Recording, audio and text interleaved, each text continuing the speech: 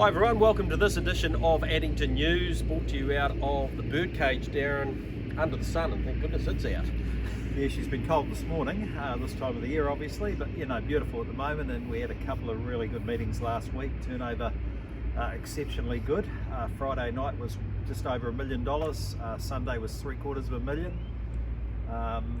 Really positive for the industry. Yeah, tell me about the GBR, because often we talk about it, so can we just explain it for anyone who doesn't understand it? So it's the gross betting revenue, it's the amounts spent after the amounts paid out to the people that win. Yep. So it's what's left over. So based on that turnover, there's about $450,000 in profit. Right.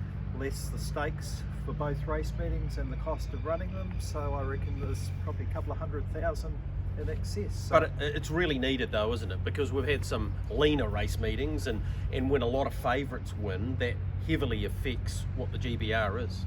yeah, so look, I mean, we run a whole lot of feature races here at Addington too, which are obviously expensive to run stake-wise, and you don't get the turnover back in revenue to pay for the stake. Yep. For that particular race. It's a collective over the year. Addington puts in as much as they take out in stakes, which is good. Obviously, Cutbird Show Day help that a hell of a lot. But yeah, just trying to contribute when we can to making sure that pot keeps ticking over on behalf of the code. So a couple of really good meetings, and gee, we're in for a couple of beauties this week as well. Yeah, we definitely are. Just reflecting on last weekend, great weekend for the Adlam family. Yeah, Oliver Adlam getting his first win at headquarters with Johnny Morrison in the bike, so we're rapt to see that. Sloncher. Yeah, and a couple of other really nice things. Johnny Cox and Kim Buck quinellaing a race, Johnny training both of them. Yep.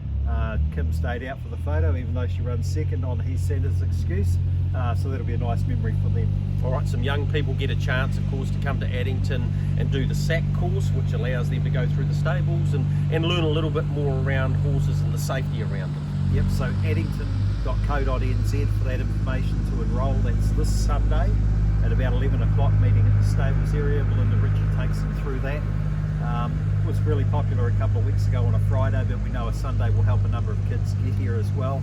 So take that opportunity if you're needing that pass, particularly as we build to IRT New Zealand Cup. All right, not too far away from Silvermoon Ladies Night, the 8th of July. Yep, so still a few tickets on sale for that.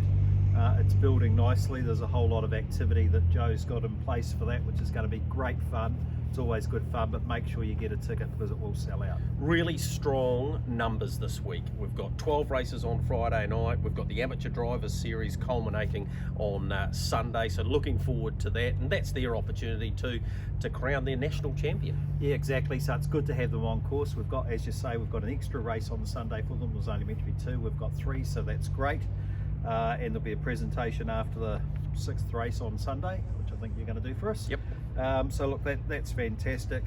The numbers are really strong this week. I just had a quick look. There's 9 trainers providing 50 horses on Friday night. Yeah. Michael House has obviously got 11. Ken Barron, Mark Jones, Matt Purvis with 7. Michael Heenan's got 4 in. Yep. So look, really good stuff.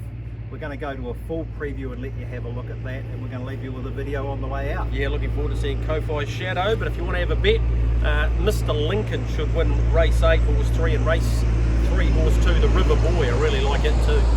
All right, we've got a huge meeting Friday night, the Matariki race day, a public holiday. There's still a little bit of trackside dining available, so addington.co.nz for that. Let's get into a massive preview of a 12-race program. Race 1 gets underway at 4:01, so an early start. IRT, Your Horse, Our Passion, mobile pace, 1,980 metres. Yeah, note that, 4:01, Darren, means we finish at 9:15, which I think all of the participants certainly appreciate. Good race to start the day. Dancing Desire's been in great form. Ken Barron, Blair Orange, talking to Ken Barron the other night, he said, we keep rocking up with numbers here, but we just can't get a winner. I think this also go pretty close to grabbing them a win. Don't mind Skittle Bomb. It's trolled up nicely. Trained by Regan Todd. His team has been performing well for the last couple of seasons, to be fair. So I think it'll be right in it. Kalani Dance was fresh up last time and drew the outside and just had real no chance in the race. Didn't mind the way it got to the line. And from barrier 1 over 1980, it's a huge advantage. And then I gave the 10 Woodley Jewel for the reasons I just mentioned. It follows Kalani Dance through, so it should get a good economical run. Overdue a winning performance, Dancing Desire, but I don't mind the first starter, Skittle Bomb. Race 1 and 2, I think, bonus back races with the TAB as we record this, so we're still confirming some of those details. So have a look at tab.co.nz, and also the multi-buster. I think that expires on about the 28th of June, so it's still in play at the moment. So if you take a few in a multi and you miss by 1 or miss by 2, depending on how much you've taken, you can get your bonus back. Money back as a bonus bet. So have a look at that. Yeah, there's some good stuff on the TAB site. They're doing a good job with some of those things. Race number 2, first leg of the early quaddie, Spectators Bar Trot 2600, a stand at 4:32. Really strong support for the first up last week, and the River Boy just got things wrong. I think the 2,600 metres might suit better because often that 2,000 metre stand can be a bit of a rush at the start. There's no question about the Son of Creatine's ability. Again, it's the Ken Barron Blair Orange combination. Big chance with the right manners. The Royal Gamble from the inside. Last start second was here last Sunday. No, it was actually the previous meeting. Behind Albizia, who will be very competitive in the race it's in this week. So I give it a good chance. Paige comes up with a good barrier draw and is building. She's a daughter of One Over the Moon, and I expect a pretty good run from the Colin and Julie DeFilippi trained runner. Then I'm with the likes of Emily and looks like a Trickster, who are always competitive. The River Boy's going to win races. When the manners are brought to the races, I expect it to go close just about in its first 4 or 5 starts. I think it can with those manners on Friday night. Race number 3 is the Garrard's Mobile Pace 1980 at 5:01. Bree Express jumps straight out of maidens into a 47 to 51. But I don't think it's that strong. Yes, first class has got some good form. Tide and Time is quality. She is fresh up, or he is rather. I'd expect some improvement, but Katie Cox doesn't invariably bring them to the races unless they're ready to go, and it has trialled. So, yeah, I think Bree Express will go close. Prima Donna's one that you need to consider too, Darren. Inside Draw showed plenty last time in, trained by Ken Hodges, doesn't have many to the races these days, but over the years he's always had a great strike rate. So give it a good chance too. And then you've got David Niven, who won a nice maiden last week, and Geordie, who continues to race well. But I'm happy to be with Bree Express. I'll go 7, 1, 6 and 3 in the third. Race 4 is the Avon City Ford Handicap Trot 2600, and that gets underway at 5:27. Resolve resuming, missed out last time here at Addington behind BJ Lindeni, but we just know Paul Nen doesn't bring them to the track unless they're ready to go. You haven't seen it at the trials, but that won't matter. She's a mare that certainly has the ability to win a race like this, so I've got her on top. Maui seems to be getting more tractable. Every time you say something like that about Maui, it might do things wrong, but it's Ashburton run, fresh up, excellent. Good run here at Addington last time in the Prince Tekka race. I think it'll give you a great sight. Speaking of Prince Tekka, he's in this again and only off 10 metres. He stepped to the lead and was in front just past the winning post the first time. So you'd have to consider him. And Laurie's Legacy is another that I expect a big run from. It's trained by Brad Williamson. Again, he doesn't bring his horses north unless they're ready to rock and roll. So I'd give Laurie's Legacy a good chance. And Royal Pride's better than its form too, but I'll probably just leave it out of the 4 this time. 8, 1, 11 and 9. Race 5 is the last leg of the early quaddie, Silvermoon Jewellers Ladies Night, the 8th of July, Mobile Pace 1980, and it gets underway at 5:52. Good race, really good race this. I've gone for Braveview Kelly, and Mark Jones is down to drive, so he's starting to drive a little bit more, the former world driving champion. He's got big numbers in at this meeting, and you found that the key to her, Darren. She missed away last week, first go from a stand, and her previous top-notch efforts have been when she's not been used early and allowed one run at them. Now, over the 1980, there needs to be a lot of luck in play for her to just dash over the top of them. But she's the best horse in the race, therefore I'm happy to have her on top. Kikarangi Blue has put 2 together. has good early speed. I expect her to go forward again, along with Sweet Bell. That'll put them in the firing line. And the horse we're going to have a look at the back of the preview, Kowhai Shadow, just keeps on winning. It's won 4 of its last 5. Again, it's from the Mark Jones barn. She's taken a long time to fill out her big frame, and now she's winning. She's got the confidence up. So I'm not prepared to leave her out, but Evangelist is in there as well. Mitzi Gaynor is going to get a good run. It's just a very good end to the early quaddy. Race number 6 is XEM Sport New Zealand Amateur Drivers Champs. It's the second heat of this, a mobile 1980 at 6:20. And Bruce Negus, he's a great supporter of the amateurs along with a whole lot of people. But geez, I think he's got 4 in this race. Yeah, he has, and most of them will be competitive too. Went with Get Out of Town. Sheldon Murtha drives over the 1980. Yes, it's drawn the outside, but drew wide last week and crossed to the markers very quickly for Robbie Close, and that's what got it at second placing behind Barnstormer. So I wonder whether Sheldon might press the button early. We know the amateurs are always exciting races, and the first of the heats at Addington this weekend off the back of a Cambridge heat, they might fire up inside him early, so it might not be as easy as that, but I'll go for it on top. I thought Songbird did enough last time. And as soon as you see in an amateur driver's race the name Wig, you've got to put them in. Cherie drives this one, and it's trained by Mark Jones. I expect an improved performance from her first up run last week. Glitz and Glam, Blair Wilmot, he was the 2019 amateur driver winner. He's won about 14 races, so he can clearly steer them. And it's a sure thing. The defending champion, Andrew Fitzgerald, drives for Joseph Gray. 9, 5, 7 and 10. In the amateur drivers heat, race 6.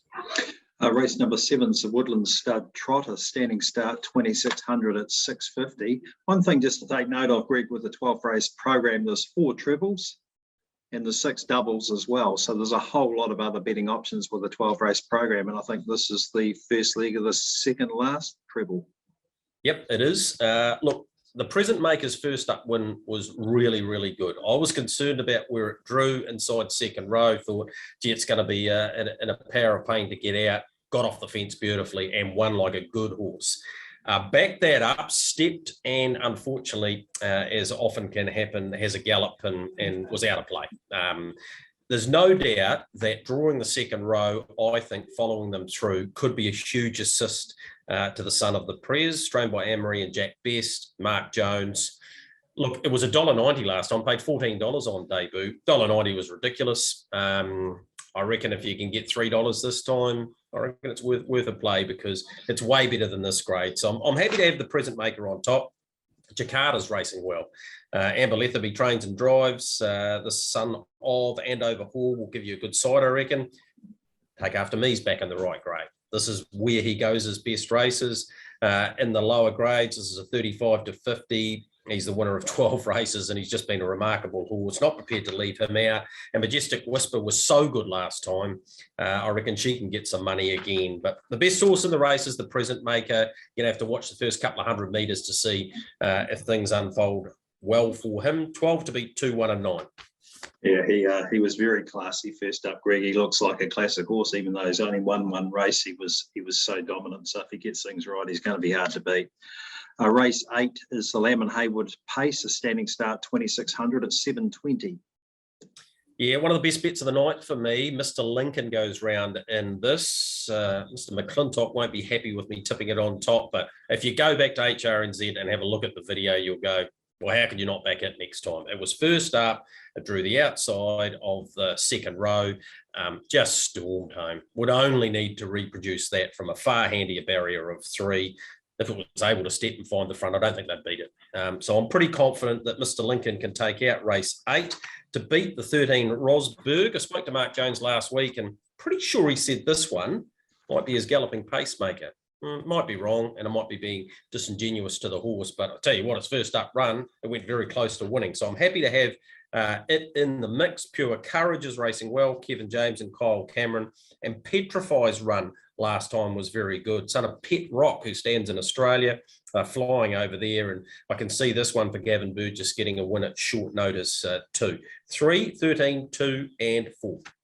Mark Jones is in great form. 11 horses he brought to the races here at Addington last Friday. It's as many as I can remember. And if you're seeing his name at the moment, training or driving, or driving for someone else, he's worth including because he's on fire.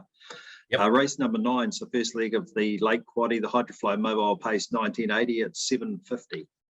Yeah, these have been really competitive, these races. Mikey Maguire's got a win. Sounds of Cash went so close last week, got beaten by Smithy's Terror, but did a power of work, and I'm sure it'll be right amongst it again. Rake got a good win last time. Franco Hoffman's in good form. Mid-through Louisiana Bow, I think, will be competitive. But I'm thinking out wide, Mikey Maguire, if Sam Thornley lights him up early and he can find the front, we saw what he did 2 starts back where he rated 56 and was just too powerful for them, Darren. I think he could do that again off the back of his third behind Henry Hubert last time. So I've got him ahead of Sounds of Cash, 8 to beat 7, 5 and 4. But yeah, pretty competitive race number 9.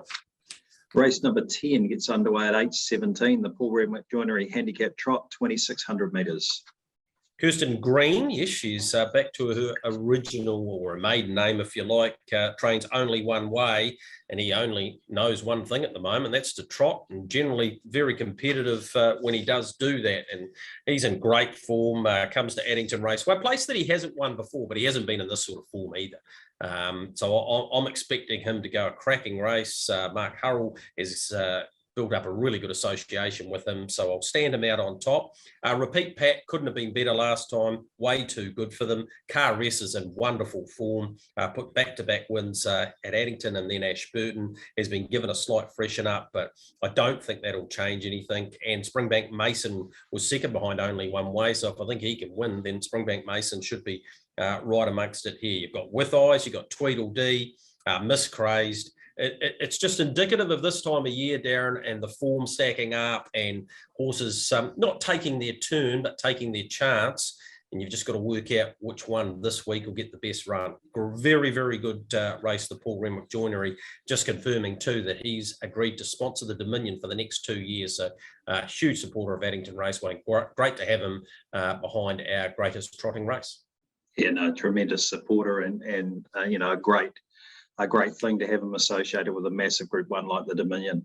Race number 11 is the Alabama Mobile Pace 1980 at 8:45. Yeah, of course, and behind his Renwick Farms brand, which he has 15 yearlings, I think, for the New Zealand Bloodstock sale in February next year. I found this race probably the trickiest of the night. I went with Peyton's Rock, who I thought was pretty good last week. It's John Dunn, the cousin Tom Baggery. Was third and behind Barnstormer. Barnstormer raced away and hid, but Peyton's Rock was pretty good. Mind you, it had the right barrier draw to operate from. King Arthur keeps racing well. Comes to a Friday night, so it'll be interesting to see how King Arthur performs. The last start performance was on Sunday behind Bolzano. You've got Sharp Lou, who has been competitive lately, was second here at Addington and behind the Hornet. Wilson driving for his dad, Michael there, and Get Back I thought was pretty good last week. This is it sort of race. I reckon Get Back can be amongst it too, but it's a tricky sort of a race. I've gone 8, 3, 7 and 12, but if you can spread the net in race 11, then spread it as far as you can. Race number 12 is the last race on the card, the First Direct Taxis Mobile Pace 1980, and we get underway at 9:16. Best Trio is the best bet in the race. Last time was a pretty hard watch, drew the inside of the second row. Mobile probably wasn't going as fast as it normally does, and in a straight line, he can get a little bit rough in his gait, so Johnny had to take a hold, ended up back on the inside, and he was basically out of play. He could definitely win a race like this, so I think he's the top tip in the race. The Coleman's had no luck barrier draw-wise. I think its last 4 have been something like 11, 8, 9, and the closest it's drawn might have been 8. So, yeah, I think it can bounce back here from barrier 3. Sam Otley, Mark Jones, big chance in the last. Franco Stefan was excellent second up too. He's no star, but he's definitely capable of being competitive in a race like this. 6, 4, 2 and 8. Then you've got Morrissey and Hale Lucius off the second row, who wouldn't be out of it either. But yeah, if you're live in pick 6 or the late quaddie, again, I think you need a bit of a spread, but you definitely need on your ticket Best Trio. That's the last race on that card. Obviously, come in and celebrate and spectators after the last race. Public holiday, Matariki race day. spectators was booming after the last race the last couple of weeks, so we're looking for a good crowd in there. And of course we race again on Sunday, getting underway at 12:30, a 10 race program, 12:30 to 4:37, with another 100 horses going around, including 3 of those amateur drivers races, which are always very competitive. But we want to leave you with a video of Kowhai's Shadow winning on Sunday, making it her 4th out of her last 5 starts, owned by the chairman John Hartnell and his wife Jill, here at Addington Raceway. And the reason, one of the reasons we wanted to mention it is just this unbelievable trot that Mark Jones is on, not only with this horse, but with all of them. So it's worth having a look at that, and spotting Soviet Star after missing the start, booming home out wide. And I think it's a horse going places. So she was really good, Kowhai Shadow, Greg. Yeah, she was. Like you say, she just found a purple patch of form. No reason to think that she won't be competitive again on Friday. And sticking with that Jones stable theme, Albizia done nothing wrong in 2 starts today. Goes round in race number 4 on Sunday. Might be one of the better bets of the day. But let's admire Kowhai Shadow and take note of Soviet Star. Catherine from Klaus and Hazer, 31 for the 3rd quarter. It's Eastwood Ideal, Kowhai Shadow, then Miss Molly Good Golly, Arizona Wildcat, and Hazer brought to the outside from Catherine. Hazer coming after Arizona Wildcat. Kowhai Shadow got through from Soviet Star. Kowhai Shadow moved to the lead from Hazer and Soviet Star. Kowhai Shadow's just in front, and Kowhai Shadow wins again. Kowhai Shadow beat Hazer.